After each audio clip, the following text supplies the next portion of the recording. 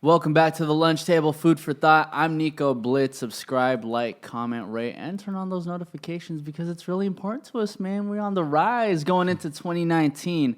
And also going into 2019, man, we were throwing a couple events. Shout out to Track Life Radio for hosting us over at Blue Jay Lounge.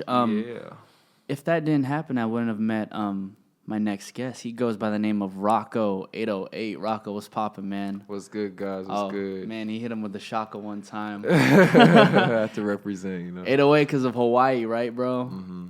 Yeah. Yo, the only thing I remember from that night was like, oh, yeah, man, like, I'm from Hawaii. And I was like, oh, my girlfriend's from Hawaii, man. You should meet my girl. And then I guess you guys, like, knew each other or some shit, in some way. I definitely, heard of her. Yeah, that's all. I heard of her. Yeah. Yeah, that's it. And I noticed there's, I see a huge difference between people who, like, stay home and people who decide to move to other parts of the United States. Yeah. But, coming from somebody from Hawaii moving over to the mainland, that's even crazier. You know what I mean? Yeah, I guess so. I didn't move out here for music initially, so it's really not that crazy. Yeah. Why'd you move out here then? I thought it was gonna be like some football star, and then so I played like JUCO college ball, and then that didn't work out. And then my homie had a studio in his like closet in his like extra guest bedroom. And then we just made some songs and went about it like that. What the fuck? Like, I did not move out here to anything music related. That's crazy. Yeah. I feel like in Hawaii, though, like, is that the thing? Like, you grow up to become, like, as a male, you grow up to become, like, a football star? I feel like that's hella common. I guess so. The people I hung out with, too, everybody did football, so I guess that was, like, a big part of like growing up there. Yeah. For sure. Nah, I mean, I'm hella small. I wasn't into football at all. I would just fucking play basketball, bro. What was your position? I was running back. Okay. Yeah. That makes more sense. Yeah. That's what's up. So, there you go with the Rubik's Cube, man. You gonna solve that shit? I'm almost done with it, actually. But, Shut the fuck up. Yo, so, what was life for you like growing up in Hawaii? Because I've only been there once during my adult life, and it's a small-ass island. Yeah, a lot of people tell me that if you're not from there, but it is small. It's relatively pretty small, but I mean, I'm from there, so I know how to get around and know what to do on what days and to have fun. And, I'm not really trapped. A lot of people feel trapped when they go there, but for me, I have a lot of good company and stuff, so I always feel comfortable. So then what do you do to not feel trapped?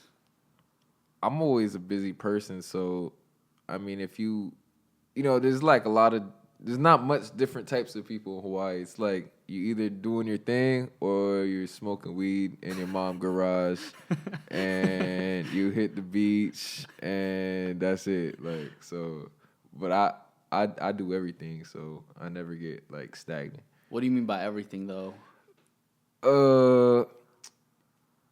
Everything. I do everything in the sense of, like, I'm really artistic, so I really do everything in that sense. I'm also very active. Well, I was active, so I used to do a lot of sports and stuff. Yeah. I used to go to the beach, barbecues, but then I get to work, I write, everything, so, Yeah. How did you get into the artistry of it all over there? Actually, it's kind of weird. Like, I think moving out here made me become a better artist because I feel like I wouldn't have got the recognition that I do have back home if I hadn't came out here. Because I see a lot of rappers, like, coming up now. I feel like I was, like, when I just started, like, nobody was doing that shit. A lot of rappers from Hawaii? Yeah. Oh, shit. Yeah, I feel like a lot of people, I don't know. I feel like they see me come here. And they were like, yo, that's the wave. Yeah. Oh, shit. I guess that's the cool thing to do now is rap. So I don't even rap no more like that. I make different kind of music because I don't want to be like everybody else. Yeah, I mean, I noticed when I was listening to your music, it's a mixture of, like, reggae and trap. And I was like, okay, this is totally, like, island vibes for real. Yeah, because I like the authenticity of even everything about my music I have my hands on. So I hit up some of my producers in Africa, some in London, some in Colorado, some in Hawaii, and then we pieced in together. We made all dope production, and then I came out with that last EP, Island Famous. Island Famous, yeah.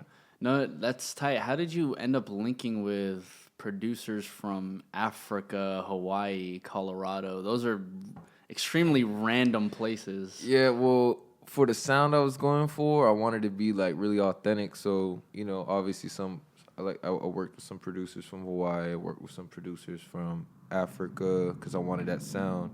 You know, like I didn't want someone making me pop African beats and been from like I don't know, like Antarctica or some shit. Like, that shit wouldn't make sense like at all. I need my shit to like I need everything to like, you know, run like smoothly as a whole sound. So I just went out. They found me through social media, really. Like, oh, really? Yeah, because I was on some like trap shit, some trap rap. And then people like that and kept sending me trap rap beats. I was like, nah, I'm over this. Everybody doing this. Don't send me the beats you send to everybody else. I need some exclusives that sound like me now. Dude, changed, yo, you're fucking smart, dude. No, on some real shit. Because, I think a lot of up-and-coming artists really gravitate toward the trap sound, which I understand because Migos is, like, one of the most poppin' hip-hop acts. But for you to be able to recognize, like, okay, this is what's hot, but let me go ahead and do this. Yeah. It really says dividends about you as an artist and, like, where you want to go. Yeah, because I only really started rapping because I thought it was cool, too. And then, so I was just doing what was the cool thing. And then I started really getting into music and, you know, and all that. And I did not want to do what everybody was doing. So I went completely left with it. No, that's what's up. So, yeah, I even had a band. Well, me and my homies had a band. It was Topless Summer. We did like jazz fusion. What was your band called? Topless Summer. Topless Summer. Okay, I fuck with that. Topless Summer. Yeah, we did a whole bunch of crazy shit. Shout out to them. Yeah, we do all kind of music. You know, I myself, I'm an audio engineer, so I also do like artist development. So a lot of my like newer clients and stuff, I always like help out with their sound and stuff, help them discover like who they are. Instead of just trying to rap on every YouTube beat they find. Yeah. Yeah. So. How does somebody who is from an island where realistically there's just smoke weed, go to the beach, surf, do sports. Yeah. How do you get into the audio engineering aspect and wanting to create music? Well, really, like I said, I started rapping because it was cool. And then... like, who made it cool for you? Man, made it cool. I like the whole I guess you would say like the aesthetics, like the culture of rap music itself. I always thought that was cool. You know, you see my hair, you know, I got that old school hip hop shit. Looking like you're coming out the 80s right now. Yeah, you feel me? Yeah, man. No one specifically made me think it was cool, but yeah, long story short, with engineering and stuff, I was low-key just too broke to go to the studio and pay somebody $75 an hour to, like, record me do some dumb shit when I wasn't even popping yet. Like, that was not happening for me. So I was like, screw this. My homeboys put me on. I was like, yo, like, so they gave me the cracked Logic, the cracked Pro Tools. Oh my you know God, what I mean? that's hella funny. Shout out to the fucking homeboys one time. You know, and I just, you know, at first I didn't have my own gear. I'd go to their house, and then everybody had like their own lives and shit. I was like working at a pet store and stuff. But long story short, I used to go to their house, and I was just so cool with them, like, that they would just like let me stay at their crib while they're out at work or whatever. So I would just sit there and try to learn how to use Pro Tools, Logic, and that's how I really learned like that. So, that's ill, bro. Yeah. So it wasn't even on some like YouTube shit. You literally just had all the tools in front of you and said, "Fuck it, I'm just gonna learn it." It was not really YouTube, and I didn't go to school or anything for it either. So, do you feel like you would still want to go to school, or is that not even an option? Nah, I still go to school now, but not for music. What do you go to school for right now? I go, man. I'm like a 5th year freshman at Santa Monica College still. Hey, that's fine, man. So yeah, that's what I'm doing right now. I'm just trying to get my quick degree, make my parents happy, and yeah, that's about it, man. That's interesting. So then, what are you trying to get a degree in? Yeah, I don't even know. It's like whatever's the easiest. Okay, gotcha. Yeah, I'm not gonna ever use these skills. Like, I'm just doing it strictly off trying to make my parents happy.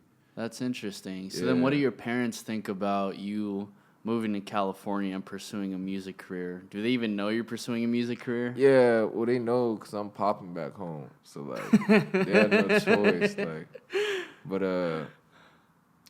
yeah, I mean, it's come to a point where like, at first, if I wanted to visit home, like me and my moms would go half on a plane ticket or something like that, so I can go visit. But now it's like I don't go home unless someone books me for a show and they pay for it. Damn.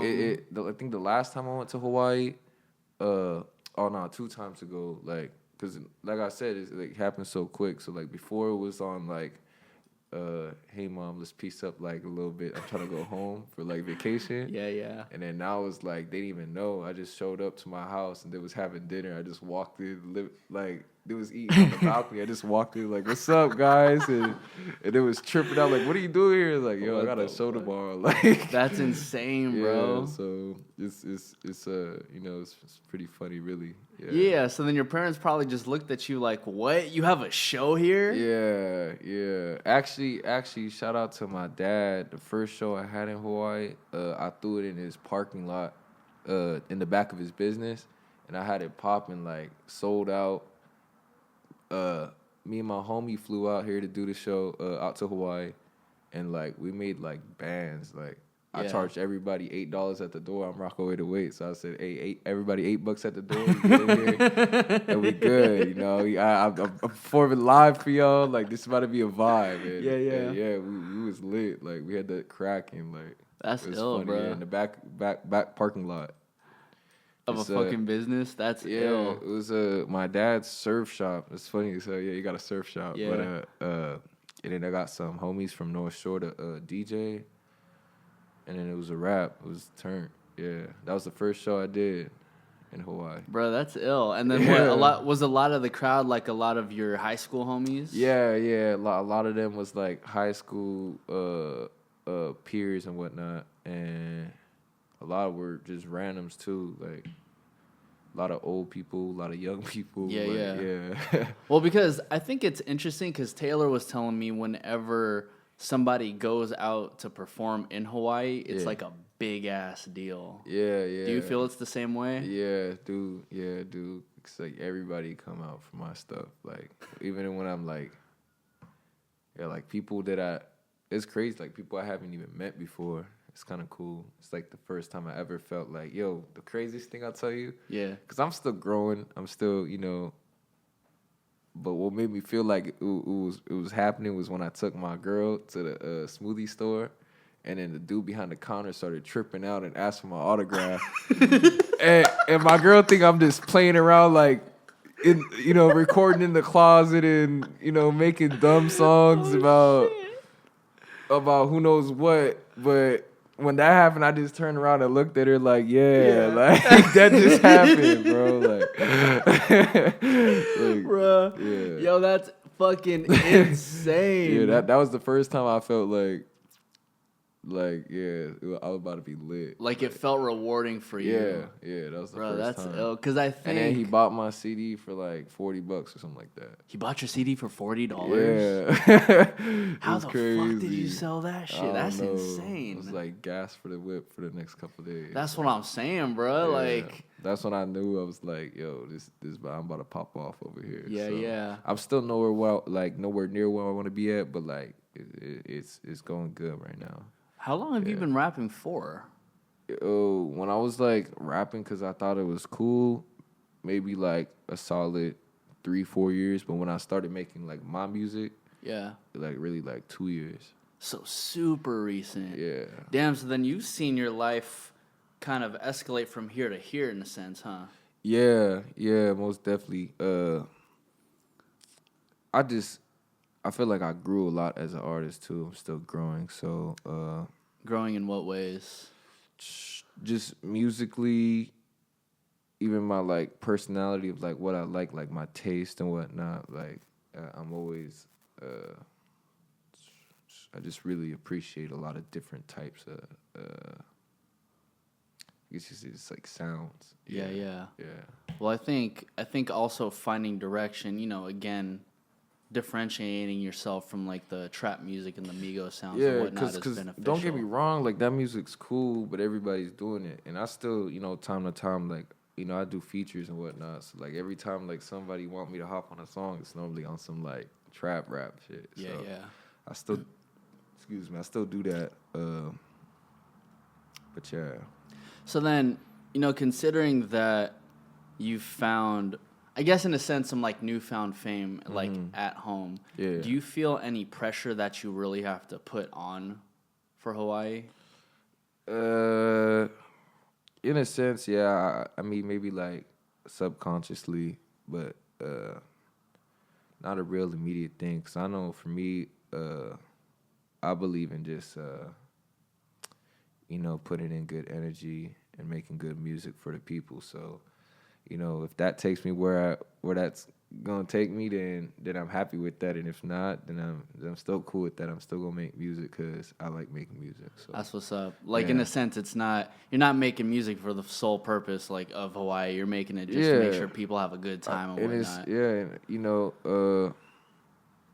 I have like statistics for like who played my music in what countries and states and whatnot. Like a lot of my stuff is not even in America. Like really, yeah. Where's it popping off in? Bro, everywhere. Europe, Asia, Australia. Like I'm getting streams from all over the world, and not no like rinky dink streams. Like I'm getting real like pretty good streams from everywhere. That's why I work the way I do. I don't. My first project I put out, I had no features because I didn't want nobody on my song. Because I feel like every time I did that, they'd ruin it. But shout out to them. Yeah, but long story short, now I grew, and now I realized like I gotta expand. So I got some features on my newer songs, and they go hard. So I was wrong about the past because these next few songs, yeah, they about to go crazy. Shout out to the last song I had, Trippie. I had Wes and my boy Nine on that. That did really good because, long story short, that song really kind of I feel like took me to the next level as far as that's not really my sound, but it's still a great song. Yeah. I think when you compare Trippie to Island Famous, two totally different sounds, but I still hear you personally. Yeah. But how did Trippie come about then? Trippie came about. My boy Wes is on this Japanese TV show. Hit him up, like, you trying to get a song in? He was like, yeah, let's do it. And then we went ahead and did the song. And then, bro, we made that song super fast. I was in the studio. I scooped him up from K-Town. I brought him to the studio. He laid down his verse. And then we just sat back and listened to it. And we was jumping because we knew it was about to be a hit. Yeah. And and then I got after that I really sat there and thought about who I should get next, and then my boy from I think North Carolina, but he was back and forth from Atlanta too, but now he lives in Dubai. And long story short, I had him throw a verse on it, and now it's like damn near worldwide. Hawaii's on the wave, Japan's on the wave, Dubai on the wave, like it's crazy.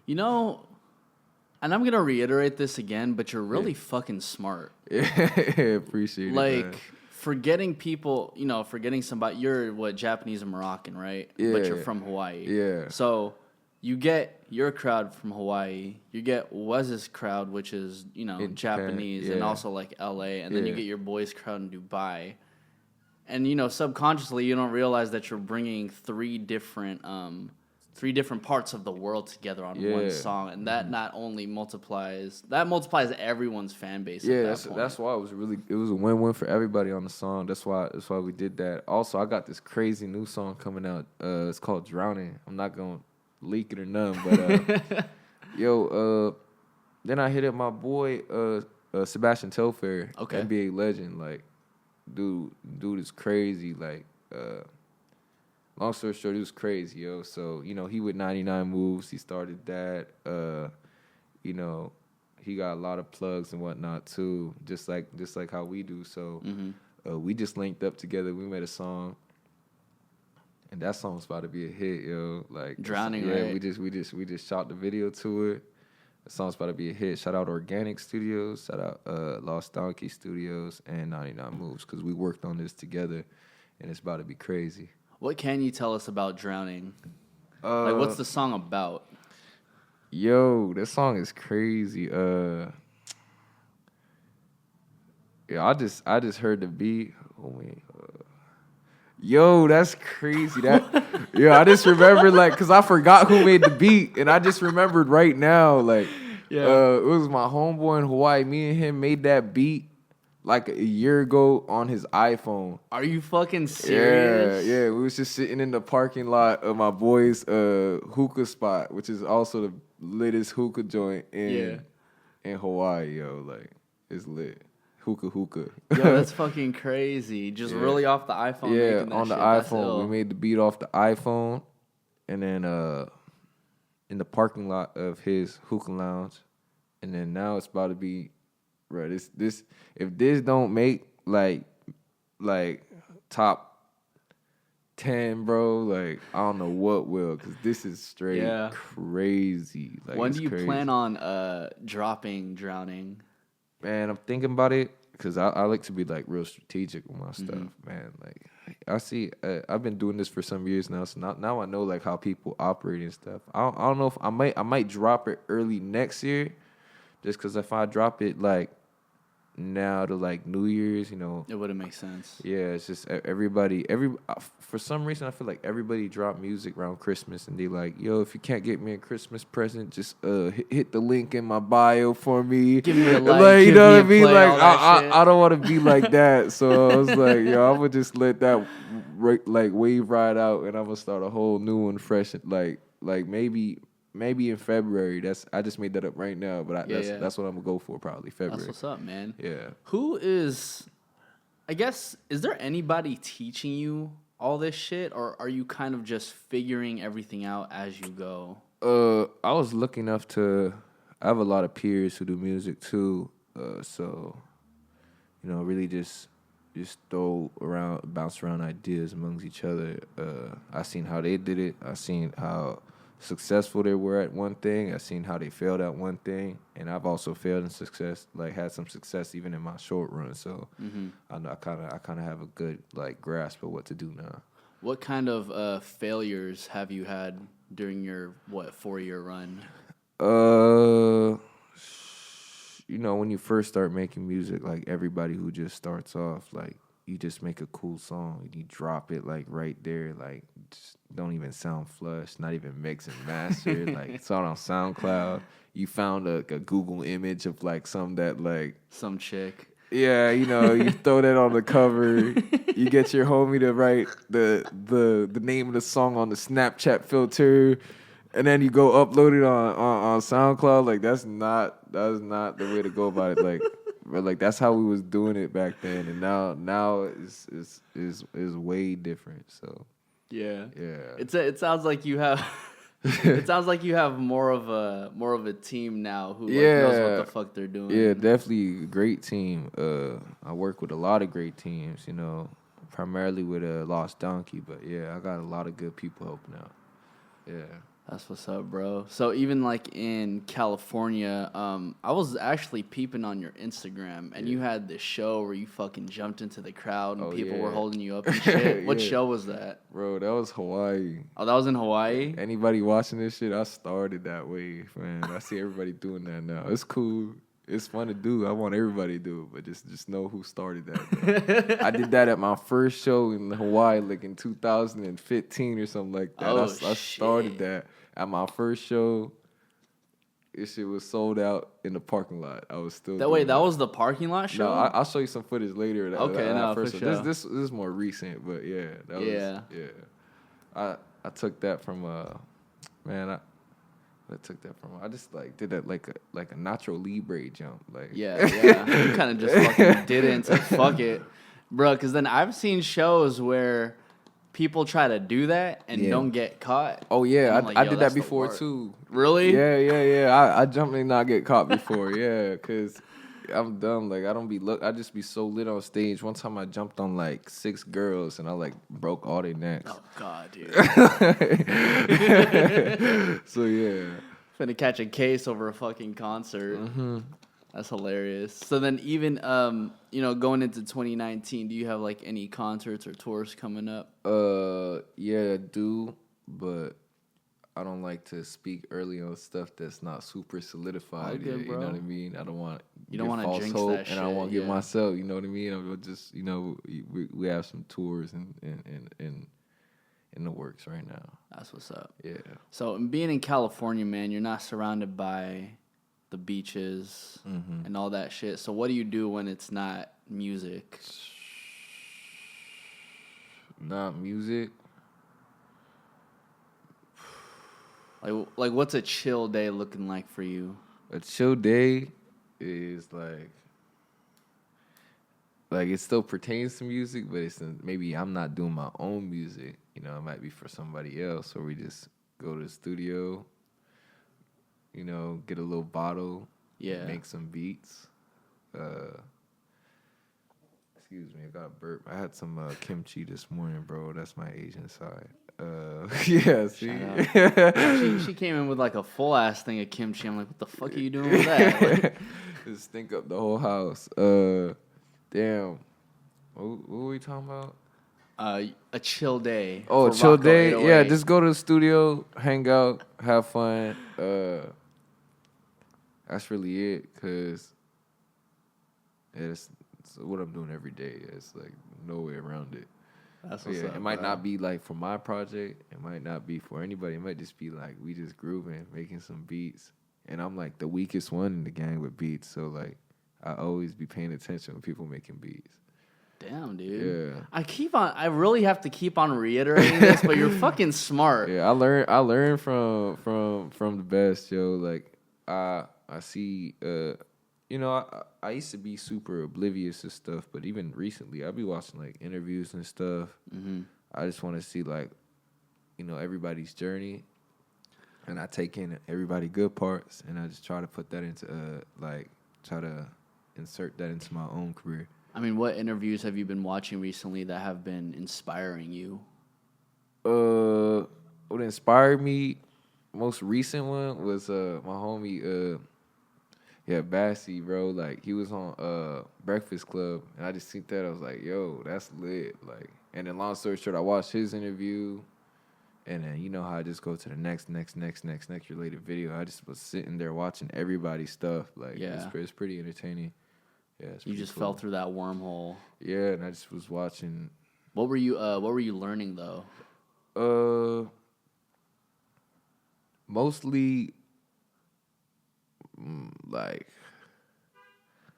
everybody's waves was different, but like what I noticed, a lot of people just like popping off out of nowhere. Like it was like one good song, and someone discovered. It's all about being discovered. Like you could have the greatest hit on your hands, and if you don't get it into the right marketing or whatnot, like you'll never be heard. So it just. As we watching everybody's mistakes and all that, seeing people get arrested for dumb stuff, like I'm not about that. Shout out to Kashi. Yeah, like I'm not about that. Yeah. Well, man, it seems like you have a really good head on your shoulders, and it seems like you have a team that's really willing to help you like move forward, man. Yeah. So Rocco808, man, thank you for stopping by at the lunch table. I really appreciate you, my G. Let everybody know where they can find you, man. Basically everywhere. Is this on Frame? Oh. Maybe not. There we go. This right here. Rocco808. And I'm welcomed on the I almost said Breakfast Club, bro. On the lunch table. Yo, Rocco808, man. I'm Nico Blitz. This is the lunch table. Yo, lunch table about to be the new Breakfast Club. Hey, that's the clip. Throw a shaka up one time. You know what it is.